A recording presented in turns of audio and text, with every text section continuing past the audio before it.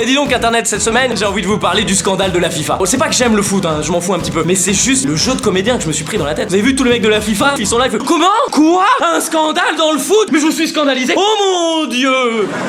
Mais bien sûr qu'il y a des scandales dans le foot, on le sait. Il y a de la drogue, de l'argent, des putes. Qu'est-ce que tu veux qu'il y ait d'autre que des scandales? Mais c'est vrai, c'est comme si tu voyais un mec, il a de la farine, du lait, des œufs. Comment? Il va faire un gâteau? Oh mon dieu! Je sais pas si tout le monde a suivi le scandale de ce qui s'est passé ou pas. La moitié de la salle.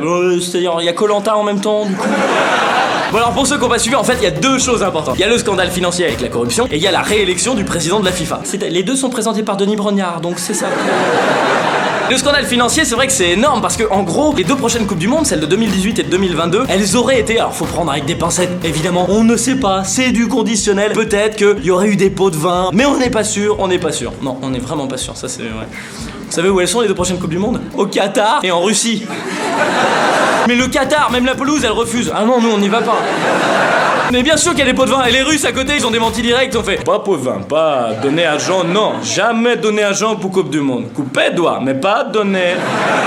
Non mais c'est énorme quand même. Le Qatar et la Russie, la prochaine fois, faites plus discret. Tu mets un pays entre les deux. Tu vois, tu mets la Grèce, comme ça personne se doute de rien. Quand tu vas à la pharmacie pour t'acheter une crème contre les hémorroïdes, bah tu prends des petites pilules pour la gorge, tu vois. Et c'est pareil derrière le deuxième scandale, enfin que je trouve être un scandale, c'est la réélection du président de la FIFA. Il a 79 ans, ça fait 17 ans qu'il est là. Il s'appelle Sepp Blatter, ça fait 17 ans que c'est le boss de la FIFA. C'est-à-dire que c'est Highlander le mec, ok? Dès qu'il y en a un qui approche, il coupe la tête. Here we are, for to begin. Le mec, ça fait 17 ans qu'il est là. Ça veut dire quoi? Ça veut dire que toutes les erreurs qui ont été faites en 17 ans, c'est sous sa responsabilité, ok? Et ben lui, il se représente et il est réélu. Mais t'imagines le pouvoir de ce type-là? Tu sais comment il a été réélu? C'est le deuxième mec qui a déclaré forfait. Et il y avait les Russes pas loin qui faisaient très bonne décision. Pour lui et toute la famille, bien. Il y a un problème et ensuite lui il se représente, c'est couillu quand même hein. Heureusement qu'on a pas ça en France. T'imagines, c'est comme si on avait un ancien président, tu sais, il serait mis en examen et Non.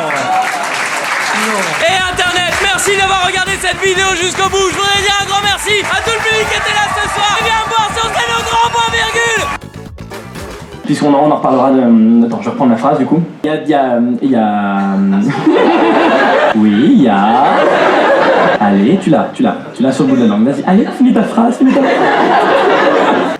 C'est la phrase la plus longue du monde à dire.